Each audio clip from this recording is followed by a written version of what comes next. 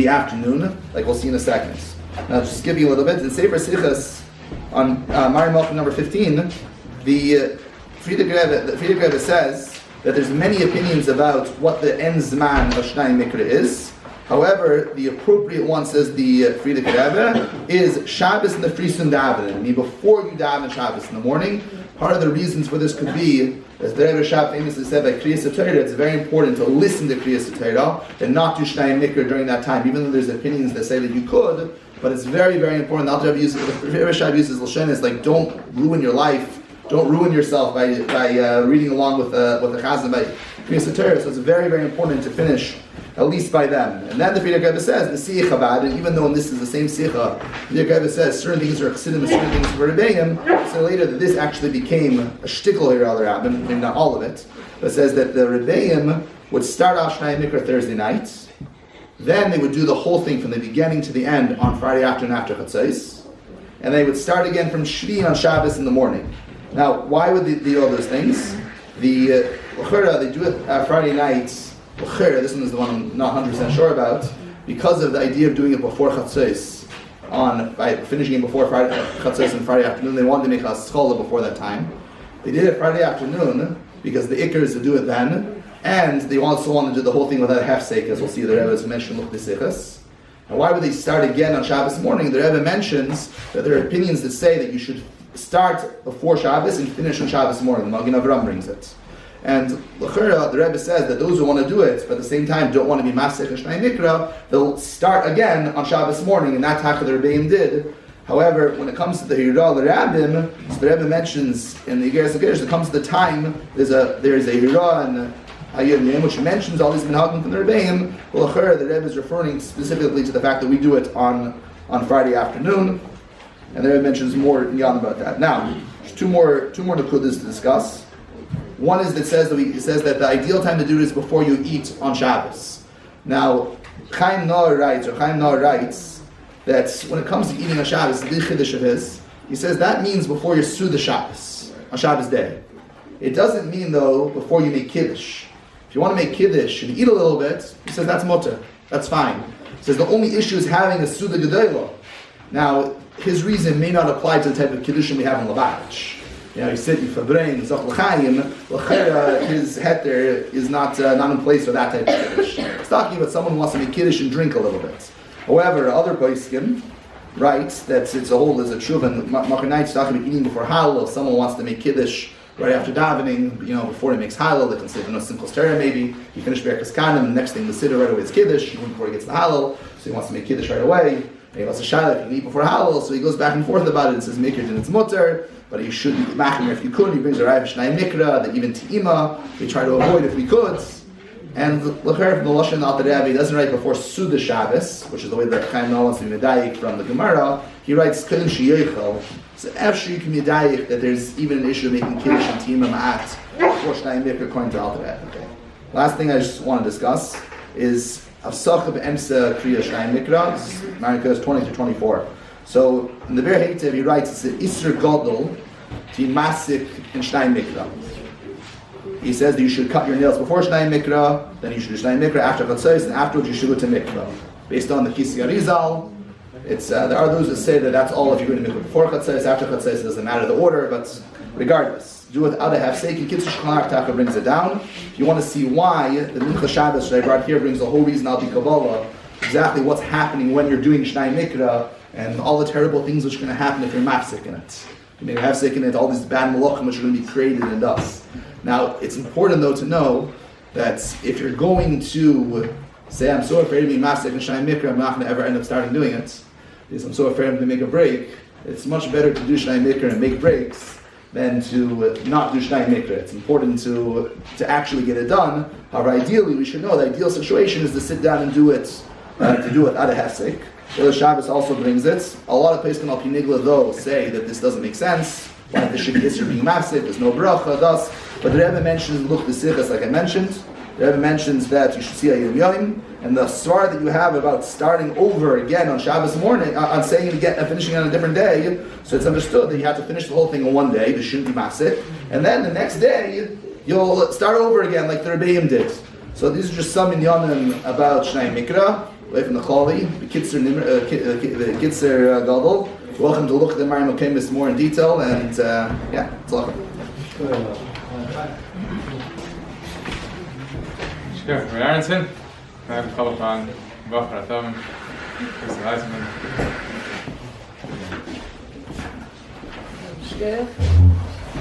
So this year we're learning Yeshiva, we're learning Mesachas Beitzah.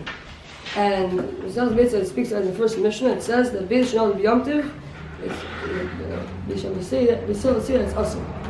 So, and it cannot be eaten on Yom Tov. There's another din on the Brisa says in the Beitzah Biz that a chicken that was shechted on Yom Tov, and you're allowed to shech a chicken on Yom Tov because it's Eichel Nefesh. If you found baits and gemuras inside the chicken that they were about to be laid, so the Brisa says that you're allowed to eat these eggs. So we understand what's the difference between eggs that were laid and eggs that were found inside of a chicken. Why is one mutter and why one is also? So to understand this, we need to first understand why is the egg that's born on Yom Tov in the first place. Why is it also? So it says in the pasuk. It says in Pasuk B'Shalach. It says that the Kinus that by the mon that they prepare on Friday, they should that they put that they should prepare from Friday to Shabbos. They should prepare the mon.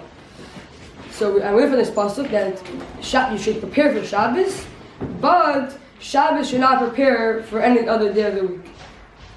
And so, since the Gemara tells us that an egg that was laid 24 hours beforehand, the egg was completed. So, in a case that the egg is laid on Sunday,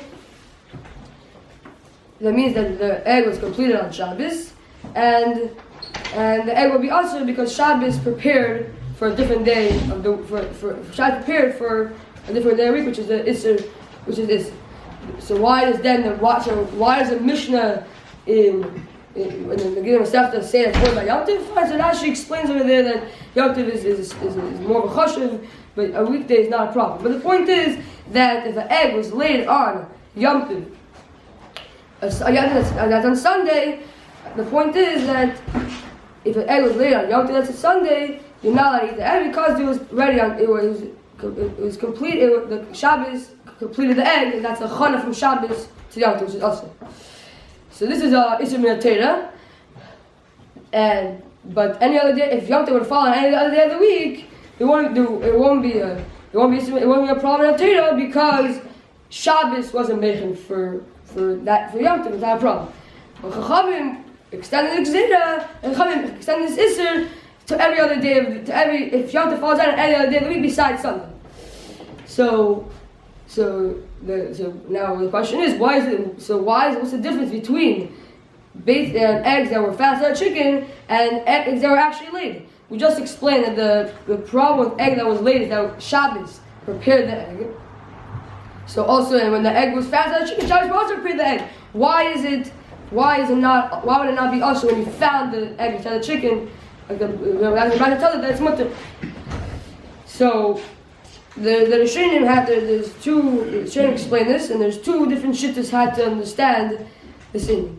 So the first shitta, which is I think the Rebbe Ephraim and the Ravid, they explain that there's really no difference between eggs that noldu and nimtzu. There's no difference between eggs that were found and eggs that were laid.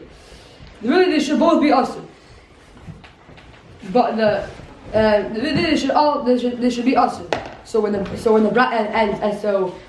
says that it's mutter, is talking about Yom Tov that's on every other day of the week, but Yom Tov that since there's no problem of Isra Chana, but every other day of the week it's just a Gzeira. So Chachamim didn't go so far to make a Gzeira, and it's not so common that you should find baits and gemuras inside of a chicken. So Chachamim didn't go so far to make a Gzeira on eggs that were fast out of chicken on every other day of the week. But an egg that was found, that shot the chicken, he found an egg inside the chicken on Sunday, which that is not a Gzeira, rather it's a Chana Deiraisa. So there is still a problem. since Shabbos prepare the egg, so it would be awesome.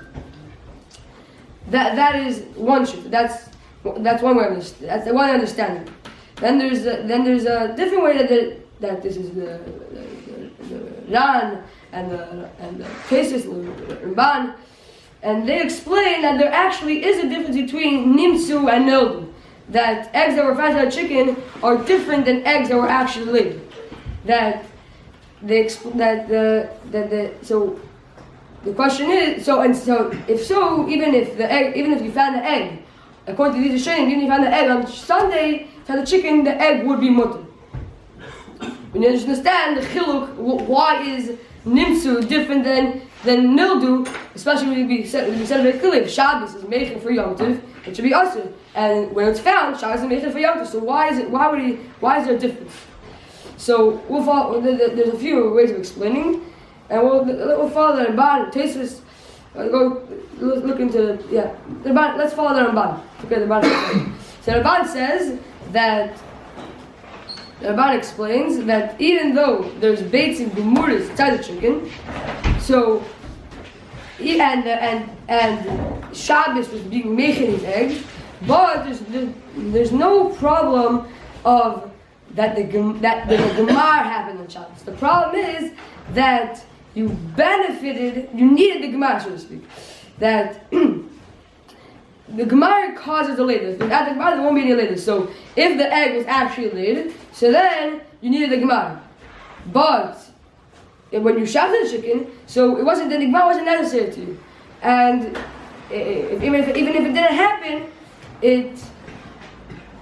you still would have the egg because you shafted it. You didn't get it from the fact that it was laid. If it was laid, then the fact that I have the chicken or the egg right now, it became because of the gemara, so I needed the gemara. But in a case that I shafted it, so everything that's in the chicken, I have also the kishkis, but also the egg. So it should be. So there's no problem if it was not laid. There's no problem of a chana. It's only a chana if the chana caused something. If the chana caused something, if you need the chana, that's the issue.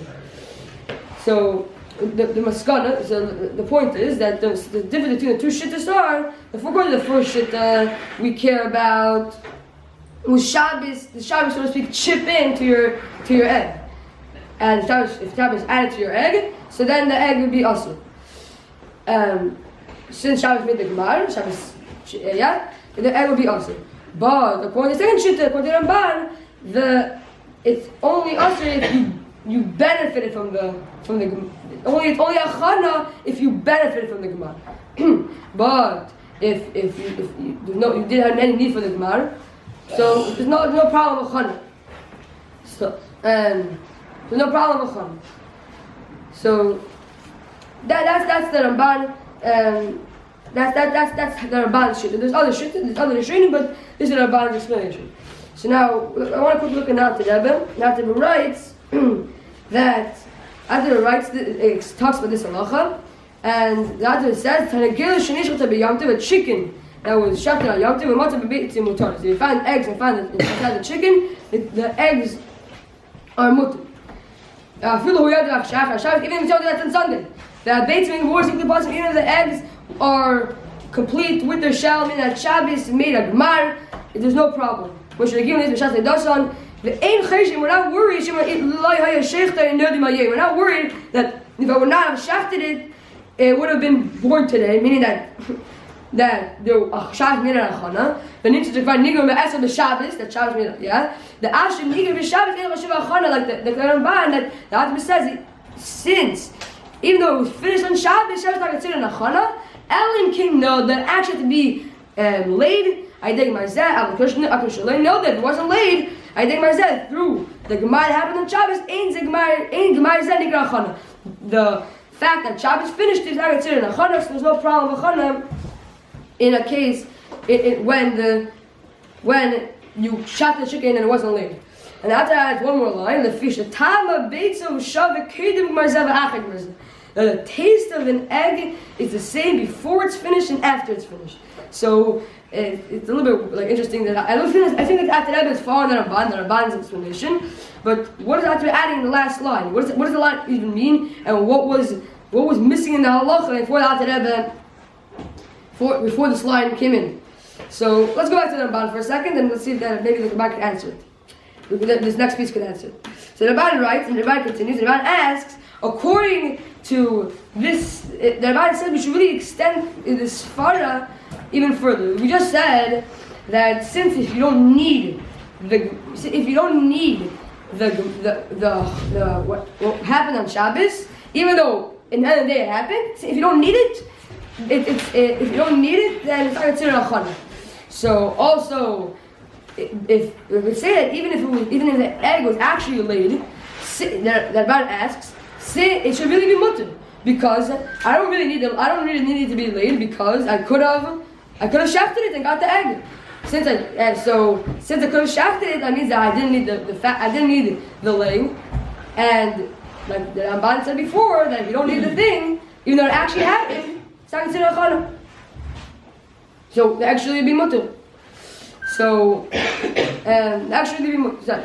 So the Ramban has two answers why the egg is usher, because we know Beis Shana B'Yom Beisil Beisrim, and that's not usher. Why? So why is it not usher?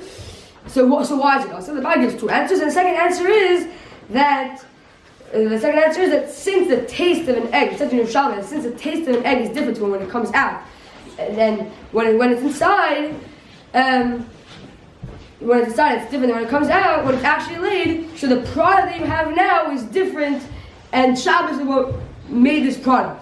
So since it's a chana from Shabbos, it will be awesome. So there's a question on this Ramban. I think that the Ramban is a little bit says to himself. First, the Ramban says, and the Ramban right now here says that what we care about if Shabbos changed your egg. If Shabbos made a difference in your egg, that's what we care about. That's what's called a chana. But in the original Svara, the Ramban said that we don't care about if what Shabbos added to the egg. We care about if we needed Shabbos. Did we need the Gemara? Did we need the Gemara that happened on Shabbos? We didn't. If we didn't need it, then it would be perfectly fine. So the question is, according to the original Svara of the Ramban, that we don't need the Gemara. We don't need the Gemara. It should still be usher. The egg that was in the chicken's stomach should still be usher. Why? Because since before the Gemara and after the Gemara, there's obviously a difference, because that's what the Gemara is. There's obviously a difference between before the Gemara and after the Gemara. So if there's a difference, then the egg should still be usher. The egg should be usher because Shabbos changed something in the egg. Even though we didn't need the Gemara, but since Shabbos changed something in the egg, it should be usher.